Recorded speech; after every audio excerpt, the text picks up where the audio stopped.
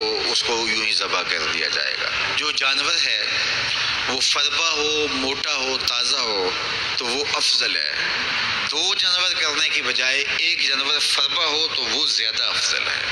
شریعت اسلامیہ نے صاحب نصاب پر قربانی واجب کی ہے۔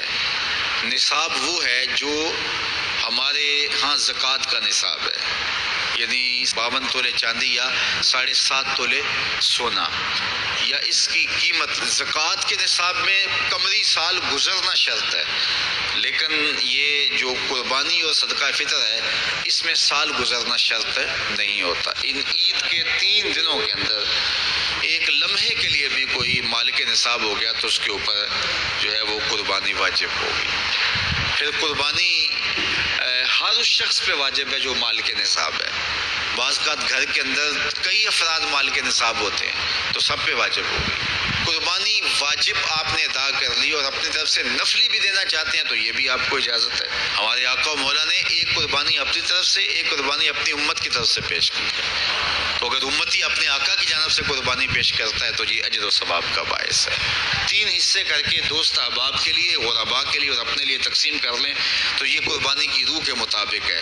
سارا اگر خود استعمال کرنا چاہیں تو بہرحال اس کی بھی اجازت ہے، لیکن قربانی کی روح کے منافی ہے۔ جس کو گوشت لگتا ہے اس کو کھال بھی لگتی ہے۔ جس طرح گوشت آپ خود بھی کھا سکتے ہیں تو کھال خود بھی استعمال کر سکتے ہیں، یعنی آپ کھال کا مسلح بنا کے گھر رکھ سکتے ہیں، کھال کو اپنے گھر کی کسی ضرورت میں جو ہے وہ لا سکتے ہیں، لیکن قربانی کی کھال بیچ لیں اور اس کی قیمت اپنے مصرف میں لائیں یہ نہیں کر سکتے۔ قربانی کی کھال اگر بیچ لی ہے تو اس کے پیسے صدقہ آپ کر سکتے ہیں، کسی دوست کو دے سکتے ہیں، کسی غریب کو دے سکتے ہیں۔ تو قربانی کی کھال جس کو مرضی دیں، لیکن بہتر یہ ہے کہ قربانی کی کھالیں مدارس دینیہ کو دی جائیں، کیونکہ یہ مستحق بہت زیادہ ہیں۔ مدارس دینیہ کے بجٹ کا زیادہ تر انحصار قربانی کی کھالوں پہ ہوتا ہے۔ کسی زمانے میں مدارس دینیہ کے لیے، مساجد کے لیے اور خانقاہوں کے لیے امراء، رؤساء اور حکام جاگیریں مقرر کرتے تھے اور ان کا نظم و نسق چلتا تھا۔ ہمارے دیہاتوں میں آج بھی مسجدوں کے نام پہ 8-8، 5-5، 6-6 جو ہے وہ ایکڑ نام ہوتے ہیں اور مسجد کی ضروریات اور اس کے محاصل سے پوری ہوتی ہیں، لیکن اب تو مدارس دینیہ کا انحصار رہ ہی قربانی کی کھالوں، زکوٰۃ فنڈ اور لوگوں کے تعاون اور مخیر حضرات کی کوشش سے رہ گیا ہے۔